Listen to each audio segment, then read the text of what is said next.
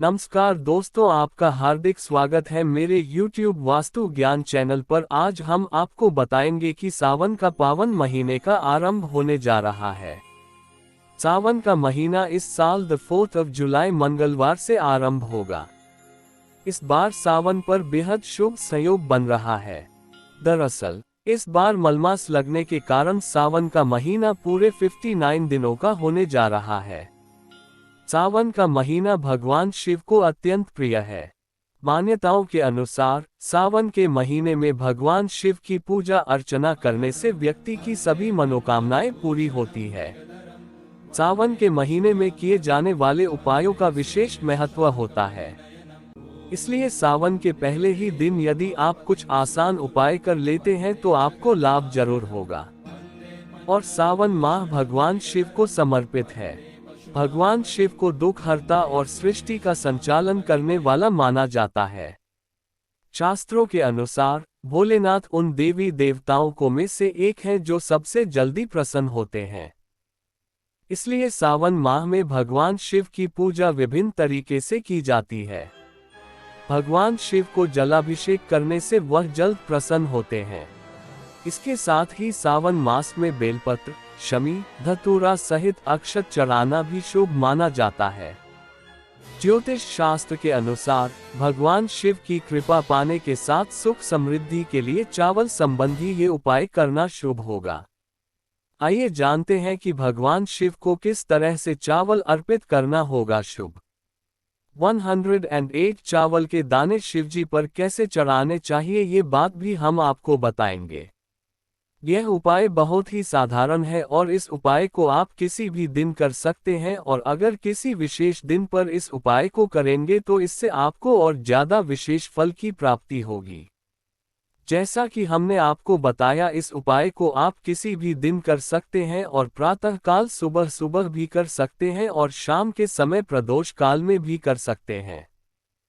इस उपाय में आपको चावल के दानों की आवश्यकता होगी, जो कि आपको आपके घर में आसानी से मिल जाएंगे। आपको मात्र अपने घर की रसोई घर में से 108 चावल के दाने गिनकर एक साथ रख लेना है, और जब भी आप जिस भी दिन आप इस उपाय को करने के लिए भगवान शिव जी के मंदिर जा रहे हो, उस समय आपको इन 108 चावल के दानों को भगवान शिव जी के मंदिर लेकर जाना है।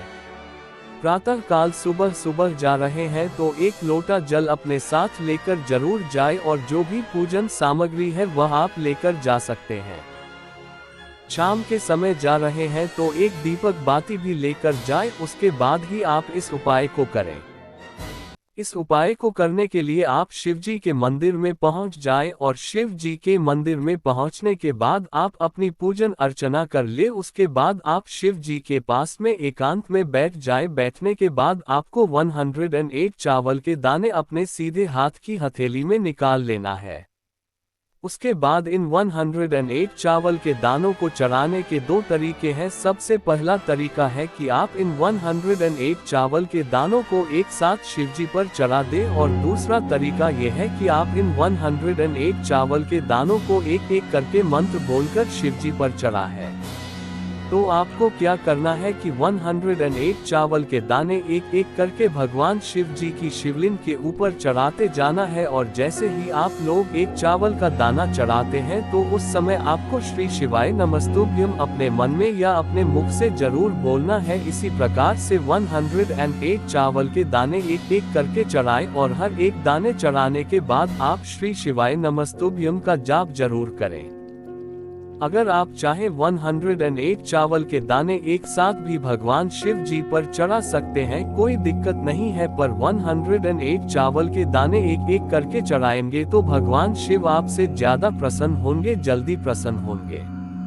शिवजी पर पूरे 108 चावल के दाने चढ़ाने के बाद आप भगवान शिव जी के सामने बैठकर हाथ जोड़कर अगर आपकी कोई मनोकामना है तो उसे बोल सकते हैं। कोई दुख और समस्या चल रही है तो उसे भी बोल सकते हैं, या तो भगवान शिव जी का आशीर्वाद लेकर आप अपने घर वापस आ सकते हैं। इस उपाय को करने के बाद आपके जीवन में कुछ ना कुछ अंतर जरूर आएगा। आपने जिस कामना को, जिस दुख और समस्याओं को सोचकर इस उपाय को किया होगा, आपकी वह समस्या जरूर बहुत ही जल्दी दूर हो जाएगी। अब कई सारे लोग सोच रहे होंगे कि क्या इस उपाय को हम अपने घर के शिवलिंग पर कर सकते हैं, तो देखिए, अगर आप लोगों को उपाय का पूरा फल चाहिए तो आप इस उपाय को मंदिर में जाकर ही करिए। और इसके बाद सावन माह में एक उपाय बताया। इस उपाय को करने से आपके घर में धन संपदा की कभी कमी नहीं होगी, आपके पास कभी भी लक्ष्मी की कमी नहीं होगी। तो अगर आप लोग भी चाहते हैं कि आप लोगों के घर में पैसों की कभी कमी ना आए, तो आप इस उपाय को कर सकते हैं, क्योंकि यह उपाय सिर्फ धन संपदा का है। और अगर आपने किसी को पैसे दिए हैं वह लौटा नहीं रहा है, तो उसके लिए भी आप यह उपाय कर सकते हैं। आप इस उपाय को सावन महीने की किसी भी दिन कर सकते हैं। तो आपको करना क्या है वह आप ध्यान से पढ़िए। सबसे पहले आपको एक सफ़ेद कपड़ा की जरूरत पड़ेगी। सफ़ेद कपड़ा इतना लंबा होना चाहिए और इतना चौड़ा होना चाहिए कि सामने वाले को वह कपड़ा काम आ सके। वह कपड़ा लेने के बाद आपको उसमें 108 चावल के दाने रखना है। टूटे हुए नहीं होने चाहिए, आखा चावल का दाना होना चाहिए। 108 चावल के दाने रखने के बाद उसी सफ़ेद कपड़े के अंदर आपको एक सफ़ेद फूल रखना है। सफ़ेद फूल ना हो तो सफ़ेद फूल की जगह एक अलग से चावल का दाना रख दीजिए। अब आपको सावन महीने के किसी भी दिन इस सफ़ेद कपड़े के अंदर यह 108 चावल के दाने और एक खुश रखने के बाद उसकी एक पोटली बना देना है और अपने घर के परिंदे के पास रख देना है। परिंदे कहने का मतलब है जहां पर आपके घर में, आपके रसोई घर में पीने का पानी रखा जाता हो, उस जगह पर आपको एक कटोरी लेना है। उस कटोरी के अंदर आपको सफ़ेद कपड़े को पोटली बनाकर रख देना है। अब उस कटोरी में उस पोटली को आपको अपने मटके के पास या जहां आप अपने घर में पीने का पानी भरते हो उस जगह पर रख देना है 3 दिनों के लिए। वह 3 दिन सावन के महीने में कोई सी भी हो सकते हैं। 3 दिन के बाद चौथे दिन सुबह सुबह आपको उस पोटली को उठाना है, कटोरी को वही रखे रहने देना है। पोटली को उठाने के बाद साथ ही में एक गोल बाती का घी का दीपक तैयार करना है। इसे लेकर शिवजी के मंदिर जाना है। दीपक आप आटे का भी ले जा सकते हैं और मिट्टी का भी ले जा सकते हैं, और दीपक में गोल बाती लगाकर उसमें भी आपको डालकर ले जाना है, और दीपक आपको शिवजी के मंदिर में जाकर ही जलाना है। शिवजी के मंदिर जाने के बाद जो आप घी का दीपक तैयार करके ले गए हैं उसे आपको शिवजी के सामने जला देना है। जब आप लोग यह दीपक जला रहे हो तो उस समय भगवान शिव से आपको अपनी मनोकामना बोल देना है, या जिस कामना के लिए आपकी है उपाय कर रहे हैं वह कामना बोल देना है। और अगर आप लोगों को किसी से पैसा वापस लेना है, आपने किसी को पैसा दिया होगा उसके लिए आप यह उपाय कर रहे हैं, तो जब आप ये दीपक जला रहे हो तो उस व्यक्ति के नाम का स्मरण कर लीजिएगा कि भगवान, इस व्यक्ति ने हमारा पैसा ले लिया है और यह वापस नहीं कर रहा है, तो ये हमारा पैसा वापस कर दे, ऐसा आपको भगवान शिव से बोल देना है जब आप वह दीपक जला रहे हो। दीपक लगाने के बाद अब आप जो पोटली अपने साथ लेकर गए हैं उस पोटली के साथ में आपको कुछ दक्षिणा रखकर, कहने का मतलब है कि कुछ पैसे रखकर उस पोटली को किसी भी मंदिर के ब्राह्मण जन को दे देना है। अगर मंदिर के ब्राह्मण जन इस पोटली को लेने से मना कर देते हैं तो आप इस पोटली को किसी सौभाग्यवती नारी को दे सकते हैं जो इस पोटली का महत्व समझ सके। आप अपने घर में भी सौभाग्यवती नारी को इस पोटली को दे सकते हैं। पोटली को देने से पहले उसमें कुछ पैसे जरूर रख दीजिएगा। यहाँ पर यह उपाय पूरा हो जाता है। यह उपाय सावन महीने में करने से आपके घर में कभी भी धन की कमी नहीं होगी। विशेषकर यह उपाय धन प्राप्ति के लिए बताया गया है, और अगर आपको अपना पैसा किसी से वापस लेना है तो उसके लिए भी आप ही उपाय कर सकते हैं। लोग ऐसे में सावन महीने में आप अपने नाराज पितरों को खुश कर सकते हैं। अगर आपके पितर खुश होंगे तो आपके परिवार में सुख, शांति, तरक्की, धन धान्य, संतान सुख आदि बनी रहेगी। वहीं दूसरी तरफ यदि आपके पितर अगर नाराज हैं तो बने हुए काम भी बिगड़ जाएंगे। इसके अलावा घर में अशांति, वंश वृद्धि न होना जैसे अशुभ कार्य भी होने लगते हैं। सावन महीने में भगवान शिव से जुड़े 2 आसान उपाय करके आप पितृदोष से मुक्ति पा सकते हैं। सावन में पितृदोष दूर करने के उपाय। 1. भगवान शिव को परमपिता और महाकाल नाम से भी जाना जाता है। उनकी पूजा करने से घर में हो रही हर प्रकार की अशांति दूर होने के साथ साथ हर दोष भी खत्म हो जाता है। पितृ दोष को दूर करने के लिए सावन महीने में सोमवार के दिन सुबह स्नान करने के बाद वस्त्र धारण कर बिना चप्पल पहने ही शिव मंदिर जाएं। इसके बाद शिवलिंग का जल से अभिषेक करें। शिवलिंग पर आँख यानी मदार के 21 फूल अर्पित करें। इसके अलावा बेलपत्र और कच्ची लस्सी भी चढ़ाएं। फिर ओम नमः शिवाय मंत्र का उच्चारण करते हुए भगवान शंकर की पूजा करें। इस उपाय को सावन के पहले सोमवार के दिन से ही करें और इस प्रक्रिया को लगातार 16 सोमवार तक करें। ऐसा करने से भोलेनाथ की कृपा से पितृ दोष दूर होगा और घर में उन्नति होगी। 2. यदि आप पितृ दोष से परेशान हैं और घर में उन्नति नहीं हो रही है तो सावन महीने में आप भगवान शंकर की पूजा करें। इसके लिए आप शिवलिंग या महादेव की मूर्ति के सामने बैठकर शिव गायत्री मंत्र ओम तत्पुरुषाय विद्महे महादेवाय च धीमहि तन्नो प्रचोदयात् का कम से कम एक माला यानी 108 बार जाप करें। अपनी सुविधानुसार इस मंत्र को सुबह या शाम में जाप करें।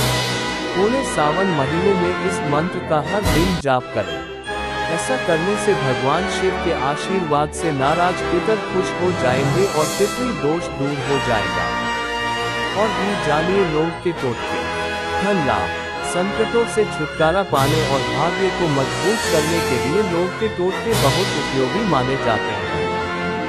आइए जानते हैं लोग से जुड़े कुछ खास टोटके और उपायों के बारे में। राहु केतु के दोष होते हैं दूर। ऐसी मान्यता है कि लोग के टोटके से राहु केतु का बुरा प्रभाव कम किया जा सकता है। हर शनिवार को लोग का दान करने से राहु का दोष खत्म होता है और घर में खुशहाली आती है। शिवलिंग पर भी अर्पित कर सकते लोग। आप शिवलिंग पर भी लोग अर्पित कर सकते हैं। 40 दिनों तक लगातार ऐसा करने से सारे बुरे प्रभाव खत्म होते हैं। घर से बाहर निकलते वक्त मुंह में 2 लोग रखकर निकलें। काम से बाहर जा रहे हैं तो घर से बाहर निकलते वक्त मुंह में 2 लोग रखकर निकलें। अपने इष्टदेव का ध्यान करते हुए उस कार्य में सफलता के लिए प्रार्थना करें। ऐसा करने से आपको उस कार्य में सफलता मिल सकती है। हनुमान दीपक में डाले लोग। अगर आपको लाख मेहनत करने के बाद कोई काम पूरा नहीं होता है या फिर आपको सफलता न मिले तो मंगलवार के दिन हनुमान जी की मूर्ति के सामने चमेली के तेल का दीपक जलाएं। इस दीपक में 2 लोग डाल दें और इसके बाद हनुमान चालीसा का पाठ और आरती करें। ऐसा लगातार 21 मंगलवार तक करने से आपको मेहनत का फल मिलेगा। जरूरी काम से जाने समय खाए लोग। किसी जरूरी काम से बाहर जा रहे हैं तो घर से बाहर निकलते वक्त मुंह में 2 लोग रखकर निकले और कार्यस्थल पर लोग के कुछ अवशेष मुंह से फेंक दें। अपने इष्टदेव का ध्यान करते हुए उस कार्य में सफलता के लिए प्रार्थना करें। ऐसा करने से आपको उस कार्य में सफलता मिल सकती है। आर्थिक तंगी दूर होगी।